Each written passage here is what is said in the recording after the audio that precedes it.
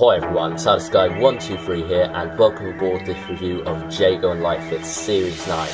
Now, Jago and Lightfoot is of course the Doctor Who spin-off range, starring, well, Christopher Benjamin and Trevor Baxter, as you can see written up there, as the characters of Jago and Lightfoot, which they first appeared as in called Talons of Wing Chiang, and I think there was actually talk at the time for there being a spin-off for them, and then maybe those are just rumours made up later.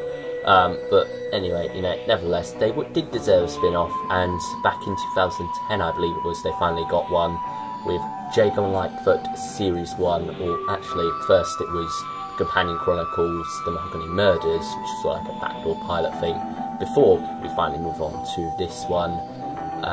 And now it's been one of Big Finish's most successful series, and it's of course got an 11th series now announced. I believe they've already recorded the 12th actually, I don't know. But yeah, I think it is a mainstay at Big Finish. No signs of it stopping soon, so yes, let's now review Series 9, which is the most recent one to come out back in April of this year. And it sort of like takes our infernal investigators away from Victorian London and instead places them on a pleasure cruise, which, as you can imagine, is anything but pleasurable. They face all these different kinds of monsters, all these different kinds of mysteries they have to solve, and it is, of course, a lot of fun for us, the listener, sorry.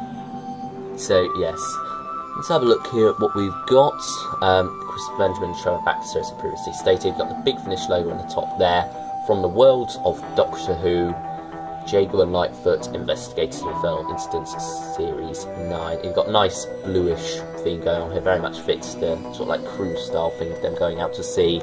You've got a fog monster type thing there, you've got another monster there, and you've got some playing cards in the background. You've got two dice and sort of like this wheel thing of the casino. I don't know the name for it. And here you have, I believe that's meant to be the Fata Morgana, the cruise ship that they are on.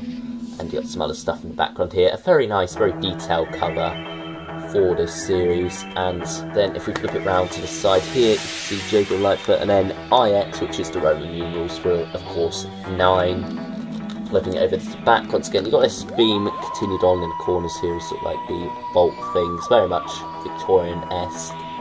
And they have 4 full cast audio dramas starring Christopher Benjamin, Trevor Baxter, with Lisa Bowerman, who of course also plays Bernice Summerfield in sort of like other Doctor Who ranges and her own spin-off range, but here she plays barmaid Ellie Higson and is also the director.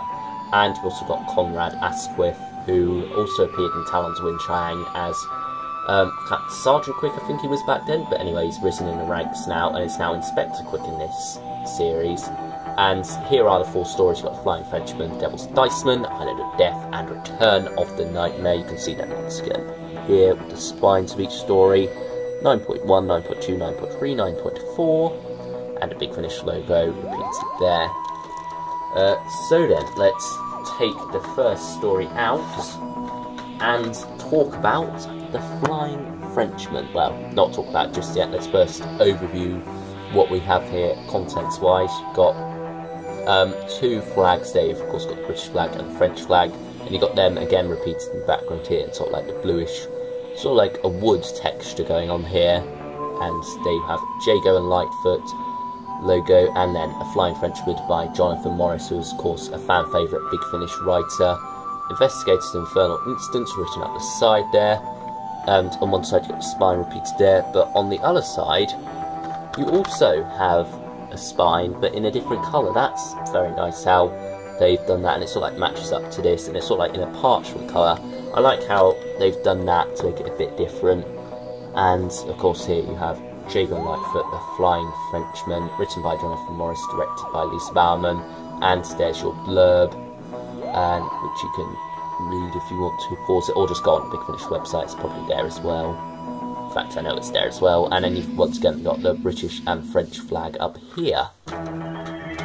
Opening it up now, we have the cast list right there, and disc, and you've got that image once again. And if I just open this up quickly, take a look in the booklet, you'll be able to see another cast image. Another cast image, I haven't showed you one cast image yet, but yeah. First first cast image and writer's notes with Jonathan Morris. So let's now put this back and talk about The Flying Frenchman, which is a rather odd title, I'll admit, but it's the one they ended up going for. So yes, The Flying Frenchman. Basically, it's of course them getting on the cruise ship and going out. You get to interact with all the characters. They meet all the characters and whatnot. Mainly, it's Isabelle Danvers who interests them most. Don't know if that's the right term, but sort of like is the one who is involved the most with the characters, especially in the first half. She sort of like disappears into the background in the second half, and we then have sort of like the ship's crew take over, such as the captain and the ship's purser, who is Aubrey, that's his name, and his character actually has a link with another character called Aubrey, who's played by the same actor who appeared in Jago and Lightfoot Series 5. I'm not too sure on the details about that, but yeah, that's just the way it works, and not too much is gone into that whole thing in this. You sort of like get them commenting on, oh, that person's quite familiar, for a while, but eventually they sort of like move on from that and just enjoy the story. What's going on with his character, I don't know. Maybe that's a plot point in Series 5 or something, but nevertheless, he's back here in Victorian London for whatever reason. And yes, that's his character, who plays an important role throughout this box set, actually. And he's, of course, introduced here along with a lot of other characters. And, you know, it's very much a mystery. It takes a while for the mystery to get going, I will say. It's mainly, the first half is mainly about meeting all the characters and whatnot, which is good.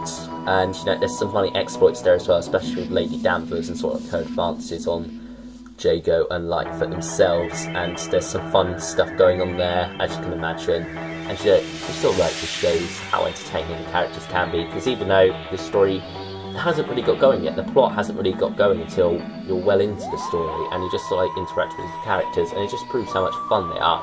However, at the same time, because it's only one disc, it's not that long, it doesn't mean you have much time, sorry, and that does unfortunately mean the second half does get cut a bit short, and it sort of like does feel a bit rushed towards the end. But thankfully, because it is a 4-part box set, it does sort of like have an overarching thing going on in it, and the mystery in this isn't actually solved until part 4, and even then it's left a bit ambiguous. But you know, leaving it ambiguous is fine, really, because, well, it's Jago and Lightfoot. They're not sort of like super advanced characters from the future or anything. They're, of course, born in this time, raised in this time, they haven't really gone beyond this time too much. So, you know, you can sort of like accept that they can't really rattle off loads of technobabble to explain these mysteries, because, well, they just simply can't, and if they could, then that would be quite worrying. But yeah, it just fits quite well, and also it gives Jago and Lightfoot, the series, a bit more of a fantasy vibe going on there, even though there probably is well, not rational maybe, but scientific explanation for everything that happens. At the same time, you don't really need to hear that scientific explanation, because, well, you just roll with it, and it feels a bit more like a fantasy series, which is very nice. So yeah, that's what you've got going on here with The Flying Frenchman. Actually, parts of it are a bit similar to the End of the Line, actually, I will say. I did sort of like get that vibe going on here, especially since I listened to them both around the same time. I listened to this one second, actually, although it came out first, of course. But, you know, nevertheless, there are quite a few similarities there, and for those of you who don't know what I'm on about, The End of the Line is the first story from the Sixth Doctor, The Last Adventure. But yeah, there is quite a few similar things going on here. It's kind of like The End of the Line with boats and Jago and Lightfoot, but there are quite a few differences going on there as well, and of course it does take a very different direction after a while. But that's just what we've got going on here with Jago and Lightfoot, The Flying Frenchman. It's a very enjoyable tale, but as I say, it takes a while to get going, so I will give it an 8 out of 10. Well done to Jonathan Morris.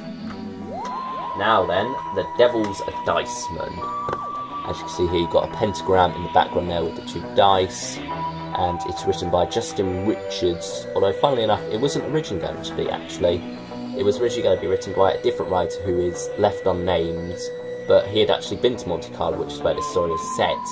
However, he dropped out for whatever reason. I think he was too busy or something.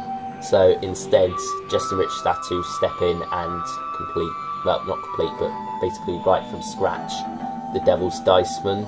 And well, let's take a look at the back here. You have same stuff really, and you've got the two spines once again, there and there. Opening it up to take a look on the inside now, you do of course have the single disc here once again, and that image behind it. And here you have cast list, and if I just take this out quickly, you can have a look at the behind the scenes photo in here, along with the what's it called, the writer's notes quickly. Here you go. And you've got David Warner there, who plays Dr. Luke Betterman, who's quite an interesting character actually. There's an interesting relationship with Professor Lightfoot, and they've got quite a few similarities in their characters as well, and there's quite a fun scene between those two towards the climax of this story, where they're sort of like arguing and pointing fingers at each other, and that's all very fun, and that ends up quite nicely. And he's actually returning in Series 10, I believe, the morning after the third story of that box set, so that should be quite interesting. And you've also got Miranda Raisin here, who is of course back as, well, not back as, but appearing for the first time chronologically as Miranda Raisin. Constance Clark is the character who's playing companion to the Sixth Doctor. She was in the End of the Line in the Sixth Doctor Last Adventure, and now she's appearing in Crisscross and the trilogy that follows that, Planet of Irani and Shield of the Jotun, so that's quite interesting. And she gets to appear here as a totally different character, no connection whatsoever, and that character is Madame Diabolique. I'll say it again, Diabolique. Yeah, not very subtle about the villainous nature of her character, but yeah, if you call that spoiler, well, you probably need to pay closer attention to her name, but yeah, that's just the way it ends up being. And it's fairly obvious that she's quite evil from the start. You could tell with these people. But yeah, she is a fun character in this, and yeah, she very much gets to play a good role in it. There's a twist towards the end of her character as well, which is quite amusing also. So that is that character, and also talk about Dr. Luke Betterman and his relationship with Lightfoot. And they sort of like go off on one strand of the story, but then Jago gets to go off with the character who I previously mentioned from the previous story, who is Aubrey, and he gets to have quite fun interaction with Jago as well, and they sort of like do their gambling stuff and whatnot. And you know, it just sort of like fits Jago's character so perfectly for him to be quite into gambling, and sort of like he wants to go to the Monte Carlo casino and all that. It's all very fun. And this story ultimately, well, it does have quite a few dark things going on. It is just a lot of fun.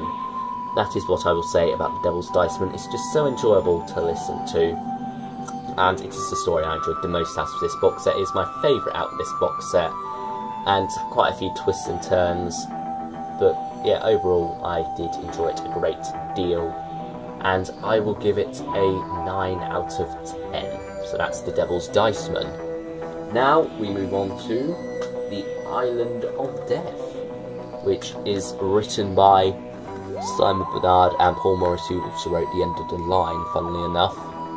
But anyway, you've got this sort of like monster thing right here, and you've got it again background there on the blue woodwork type thing. And then on the back here, we have, well, same stuff once again really.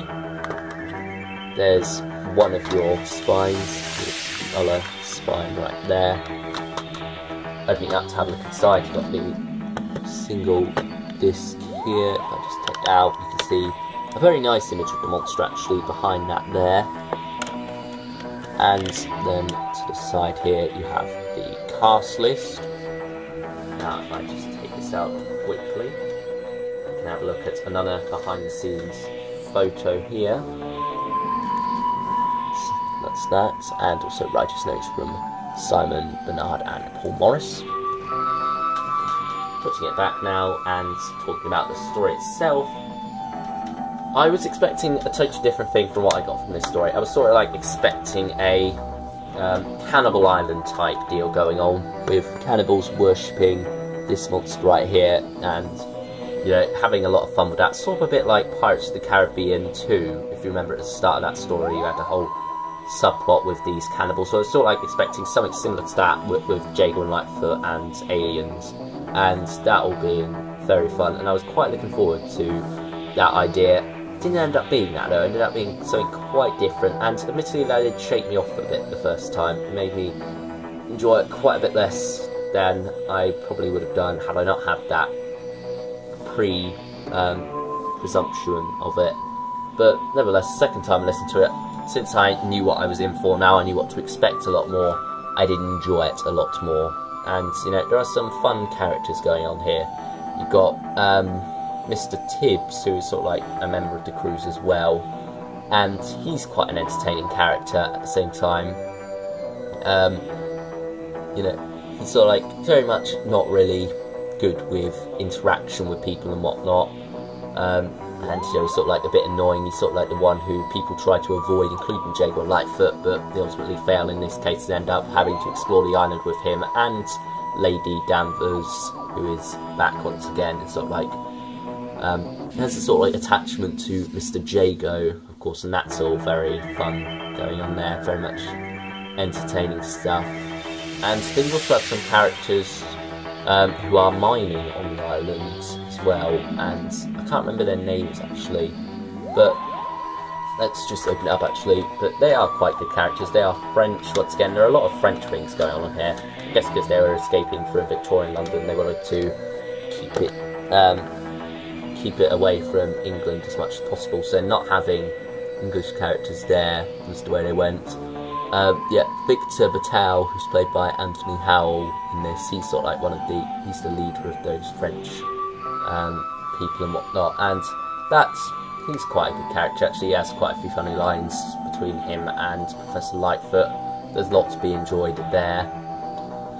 And then, yeah, overall, what I will say about the Island of Death is that it's a lot of fun. It's got some good twists in it as well. It's very much a Jago story, I will say, for the most part.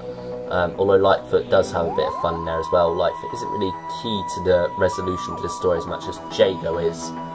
And yeah, of course, there is sort of like a twist in this, which I'd say isn't really necessary. It was funny, it was amusing, but ultimately it didn't really add much to the story, and it was a bit too convenient actually, I will say.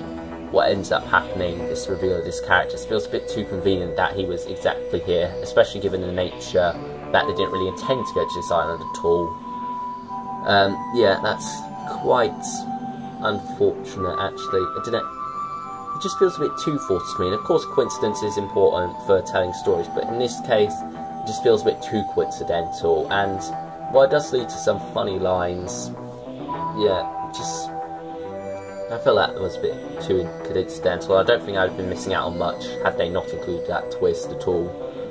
But yeah, overall, Island of Death, I did enjoy it a lot, especially on the second listen when I knew what I was getting for.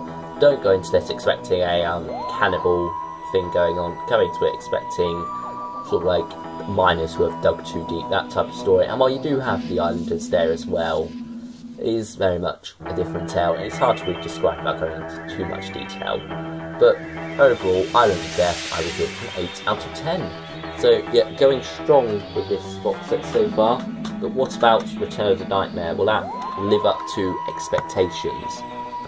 Because it has got a lot going for it. It's got to sort of like resolve the story and also be a good episode in itself. So yeah, and you can see a very nasty looking monster right there. I guess you could call it a nightmare or whatever. I'm not sure what. It's not really given a name, sort of like a fog creature type thing. But yeah, it is very vicious. It looks very vicious there, and it's very vicious in the actual story. It sounds very vicious, and the result it leaves on people is quite gruesome as well. So, of course, down here, once again, written by Justin Richards. If I just flip it around now, you can see the back once again. There's, I keep doing that, I keep getting the wrong side of the spine, but yeah, there's a spine. There's the other spine. Opening it up now, you can see on the inside here you do have the 2 discs right here, because it, of course, also features the behind the scenes disc right there, which is quite nice. And there you get a better look at that monster right there.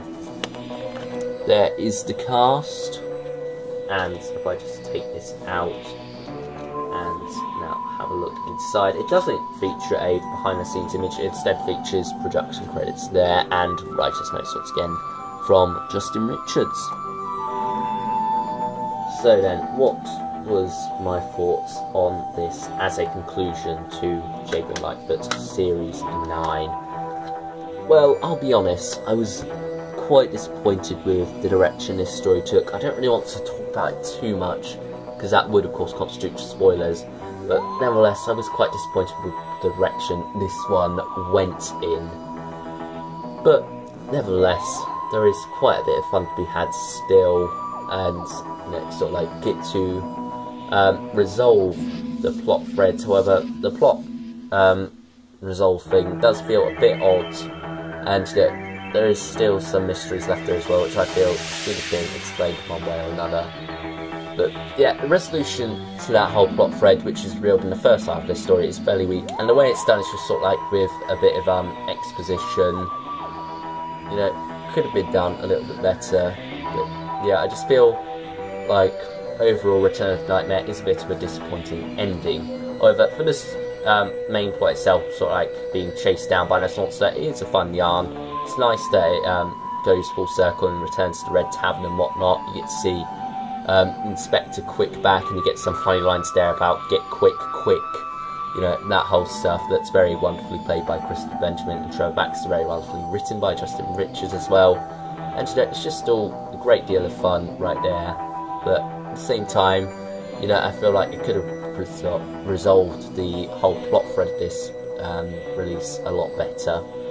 So then, overall, Return of the Nightmare, I will give it a 7 out of 10. It's a good story, but overall my least favourite from the box set. And I feel like Big Finish does have a problem when it comes to concluding box sets. Rule of the Eminence was a rather poor conclusion to Dark Eyes Bree, and Tears of Isis was not the best way to go off from, Triumph of Sutekh, but, however, one that I did like was the Eyes of the Master. That seems to be the one exception to the rule, actually. But yeah, Big Finish, I think, maybe need to improve on their resolutions. Maybe it's just in my experience, I don't know, but yeah, that's what I will say about that. Now then, overall, do I recommend you pick up this box set? Absolutely I do. You don't need much background knowledge on Jago and Lightfoot or anything like that. You can just pick up this at any point, really. If you do like to be a completionist and whatnot and want to listen to New Order, then you won't lose out on anything if you do or whatever. But yeah, I would say pick this one up. I give it an 8 out of 10 overall. And what would I'd say actually go for the Amazon one, because the price is a lot cheaper there. You don't get a free download obviously, but nevertheless you can easily just make do without that, I think. But yeah, Amazon's probably the way to go to with this release, maybe. If you want to go for Big Finish, then that's fine. But overall, Jago Lightfoot Series 9, as I say, 8 out of 10. Very fun box set, very good, and that is all I really have to say right now. So, thank you everyone for watching, and I'll see you all next time. Bye everyone. Butler's Prestige Cruises, calling all passengers for the Fata Morgana. Don't worry, we'll be back before you know it. Oh, Professor! Then where are we? That, my dear sirs, is Monte Carlo. I don't even know where the casino is. It's just along there, turn left and it's down the 2nd Street on the right. Oh, really? Well, I expect. I am Mademoiselle Diabolique. Delighted. Yes, until we meet again, Monsieur Jago. We welcome you, Lord and Master! Oh, my giddy aunt. Need to get everything ship-shape. Starting with the ship. Most amusing, Mr. J.